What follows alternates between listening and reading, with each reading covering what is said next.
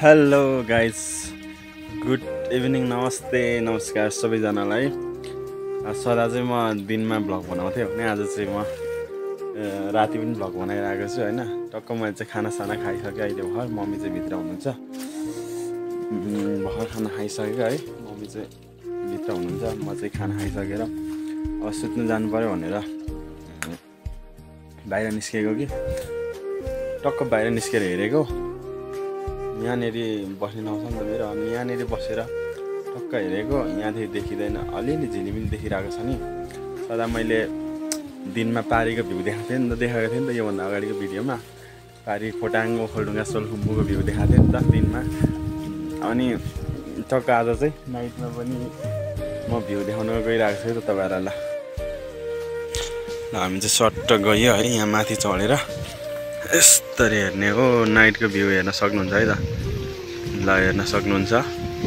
सट्टै यहाँ पारी हलेसी, यो झिलिमिली देखिरहेको चाहिँ खोडाङको हलेसी हो ठ्याक्कै।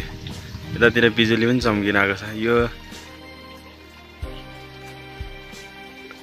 ल हेर्न सक्नुहुन्छ, दामी होलेसुङ रिसोर्ट भन्दा पनि आगो बलिरहेको छ क्या त्यो पारी खोटाङमा है।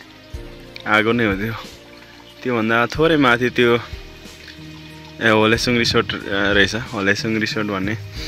अब त्यसपछि यति नै हो। ओखलढुङ्गा चाहिँ मोबाइलले नटिप्दो रहेछ अलिक मजाले, आँखाले चाहिँ देखिरहेको छ है फर्स्टै, तर मोबाइलमा चाहिँ अलिक क्लियर आएको छैन।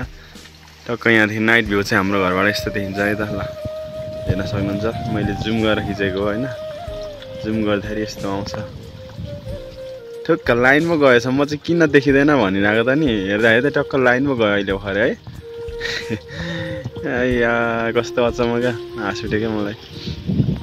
अहिलेसम्म चाहिँ टक्क लाइन थियो, अहिले चाहिँ भनेको यता हाम्रो लिम्चुमो गाउँपालिकाको यो 3 नम्बर 12 भन्दा यता सिरवानी तिनचोकेतिर मात्रै देखिरहेको छ। पारी हलेसीको लाइन भर्खरै गयो।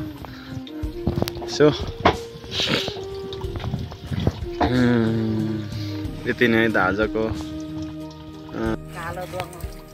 सो अब चाहिँ लाइन पनि गयो है उता, अनि त्यसरी अब चाहिँ सुत्ने।